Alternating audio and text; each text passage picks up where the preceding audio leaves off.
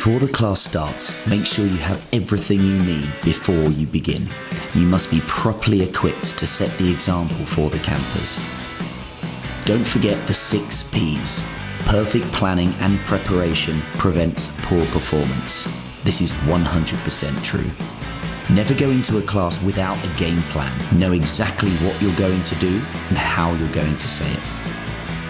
When advertising your class, have an example where possible that can demonstrate what's going to be involved within the class. If it's a dance class, you might want to show some dance moves in order to entice the group to you. We're gonna run the coolest, the best class on the beach today.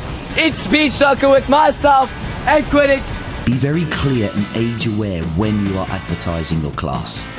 It would be inappropriate to pitch something to a junior as you would to a senior camper and vice versa.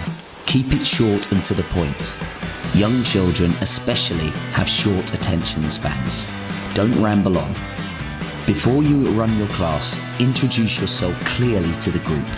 Explain how the class will work and the format it will take and the skills they are going to learn. Hello, my name is Freckles and welcome to High Reps. This course behind me has a whole lot of awesome activities. A good way to start is to play a name game to get to know all the kids and for them to know each other. In a holiday camp, many of these children may not have even met and they may be different ages. Playing a name game makes the whole atmosphere much more relaxed. Always find out if any of the kids have any fears or expectations about the class. For example, are they nervous of water? Do they have an irrational fear of sharks before going bodyboarding? It's very important to break down each skill into small, easy to understand steps. Give clear objectives to build confidence. Keep the steps fun and playful. Find creative ways to make each of the steps fun for itself.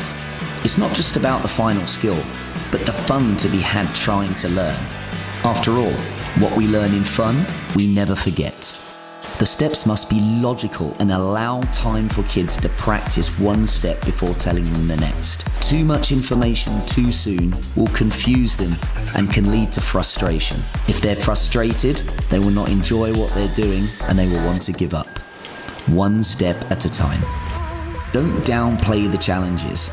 Underestimating, exaggerating, or outright lying will only cost you your credibility. For example, don't tell them the road is flat if it is climbing. Tell it to them straight. Explain how far it really is and explain what they need to do to be successful. Alright, so with this net, it is quite a challenging one and you will need a little bit of upper body strength, but I think you or the rest of the group will do perfectly.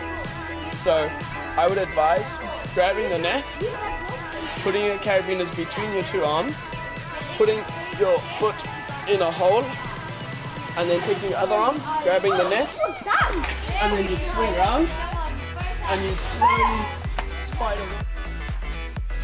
Keep it short. Stop before they are tired. You don't want to push them past their comfort point. And once again, remember their ages. Older kids may be able to push forward a lot more than younger kids. Instructions should always be followed by demonstration.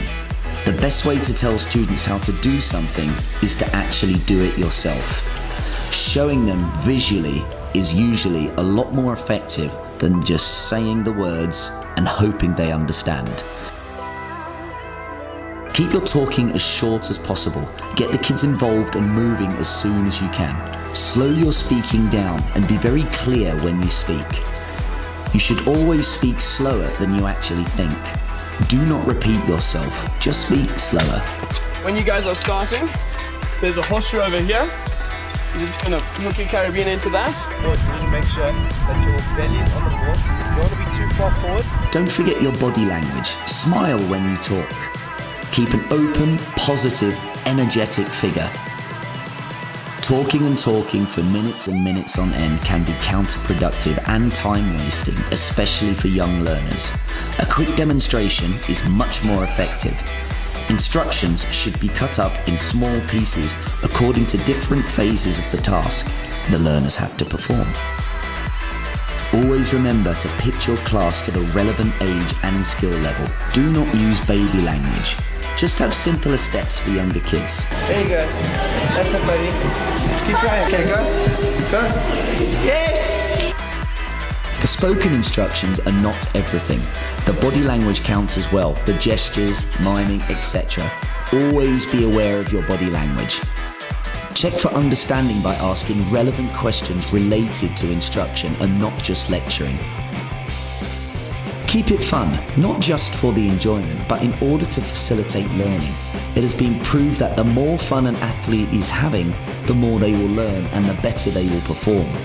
Fun must be present for peak performance to happen. Ensure the kids are comfortable. For example, make sure the sun is not in the kids' faces. Have passion for what you are teaching. You must enjoy it yourself. You must look like you are enjoying yourself. Show enthusiasm for every part of the class. Always be smiling and laughing. Always make sure that the emotional safety and comfort of the child is not compromised. For example, never allow kids to pick teams as captains. The child who is left at last is always the one who feels the most worthless. You should always pick teams yourself. Positive feedback has been proven to generate higher performance. Athletes perform better and repeated less mistakes when they were given positive feedback rather than constructive criticism. Once the instructions have been given and the activity practiced, scan the room and circulate.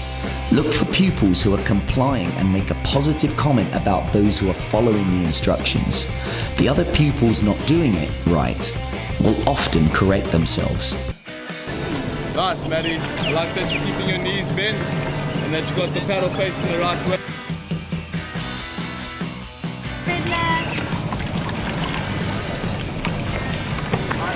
Look out for genuine positive achievements for every child, even if, and particularly if, they are doing other things wrong. Find the things they're doing right and let them know. This will boost them.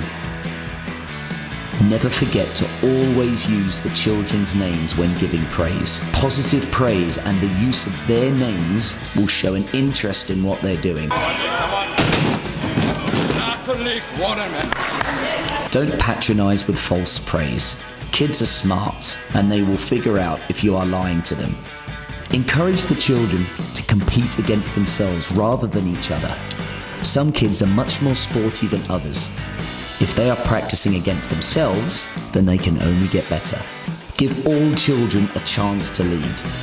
This can be simple as making a different player responsible for warm-ups, allowing the kids to make decisions, or rotating the captain of each game. Focus on the sensation experienced rather than the expectation to succeed. Ensure positive energy is within the group. Do not accept children throwing up their hands in disgust when they lose. It is not about winning, it is about the taking part, the experience, and the learning of what they are doing. Do not shout at kids. You must find more creative ways to keep control. The more you know the kids' names, the personalities, the easier it will be to appeal to them and get them to comply with your rules. The single most important rule of the coaches is facilitating learners to examine their own weakness and try to remediate them. The world's most successful athletes are those who are able to reflect on their performance. Encourage kids to ask themselves questions that will facilitate that kind of thinking. What was the best part of the... Catching the big waves. You were guys... I feel like everyone caught such big waves. Best for me was when you rode over. Like just now. Don't forget, it's good to make mistakes. Let the kids know that. If you are playing a team sport, be sure to teach the kids to lose with dignity and respect, and that there is always a learning experience to come out of every loss or failure. They must always shake hands with the losing team. It is not about winning or losing, it's about taking part in the activity and the experience. Make the debrief as fun as possible. Cut to fun games. It's great for children to reflect on what they have learnt. Be sure to explain what they will do the next time they come to this class. For example, you could say, sign up for kayaking again and we will play the commando tag game. Or, we will try some much more difficult things if you'll consider yourself ready. We'll definitely go and do that. Go that side of the rock. See if we can catch some big crabs. The one with the biggest crab, they'll get my sack shop prize. Is next time if you come to High Ropes, there will be challenges such as we'll give you all a glass of full water, and then the point is to get through the entire course without spilling your water.